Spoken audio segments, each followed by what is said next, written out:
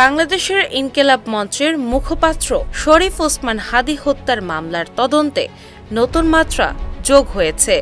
এই আলোচিত মামলায় গ্রেপ্তার ৩ আসামিকে আবারও ১৪ দিনের জেল রিমান্ডে পাঠানোর নির্দেশ দিয়েছেন ভারতের কলকাতার বিধাননগর মহকুমা আদালত।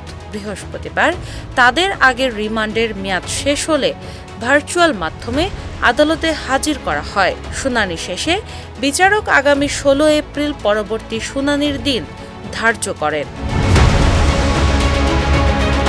মামলার প্রধান অভিযুক্ত ফয়সাল করিম মাসুদ, তার ঘনিষ্ঠ সহযোগী আলমগীর হোসেন এবং তাদের দেশ থেকে সহায়তাকারী হিসেবে অভিযুক্ত ফিলিপ সাংমাকে এদিন পৃথক স্থান থেকে ভার্চুয়ালি আদালতে যুক্ত করা হয়। ফয়সাল ও আলমগীর বর্তমানে দিল্লিতে ভারতের জাতীয় তদন্ত সংস্থা এনআইএর হেফাজতে থাকায় তাদের সরাসরি আদালতে হাজির করা সম্ভব হয়নি।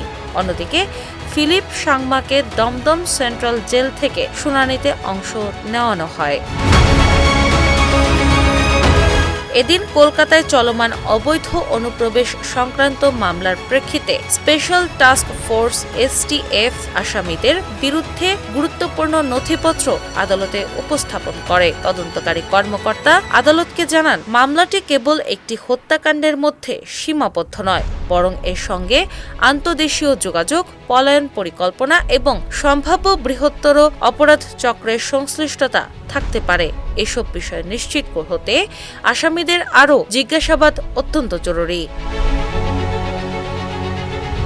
তদন্ত সংশ্লিষ্ট সূত্রগুলো বলছে, ফয়সাল ও আলমগীরকে দিল্লিতে নিয়ে গিয়ে আলাদাভাবে জিজ্ঞাসাবাদ করা হচ্ছে, যাতে তাদের মধ্যে কোনো সমন্বিত বক্তব্য তৈরির সুযোগ না থাকে। বিশেষ করে তাদের যোগাযোগ নেটওয়ার্ক, আর্থিক লেনদেন এবং সীমান্ত অতিক্রমের পরিকল্পনা নিয়ে বিস্তারিত তথ্য সংগ্রহে গুরুত্ব দিচ্ছে এনআইএ। অন্যদিকে ফিলিপ সাংমার বিরুদ্ধে অভিযোগ, তিনি অভিযুক্তদের দেশ ছেড়ে পালাতে সহায়তা করেছিলেন। তার মাধ্যমে একটি সম্ভাব্য রুট বা নেটওয়ার্ক ব্যবহৃত হয়েছে কিনা সেটিও খতিয়ে দেখা হচ্ছে।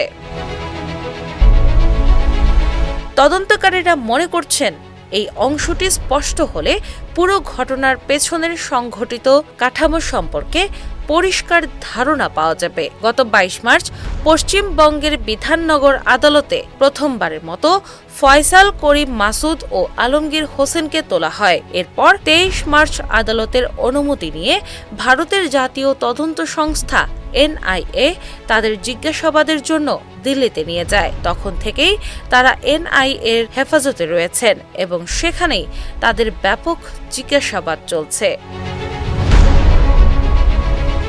বিশ্লেষকদের মতে, এই মামলার তদন্ত কেবল একটি হত্যাকাণ্ডের বিচার নয়, বরং এটি সীমান্ত পারাপার অপরাধ, অবৈধ অনুপ্রবেশ এবং আঞ্চলিক নিরাপত্তা ব্যবস্থার দুর্বলতাগুলো সামনে নিয়ে আসতে পারে। ফলে মামলাটির অগ্রগতি এখন শুধু আইনগত নয়, কৌশলগত দিক থেকেও গুরুত্বপূর্ণ হয়ে উঠেছে।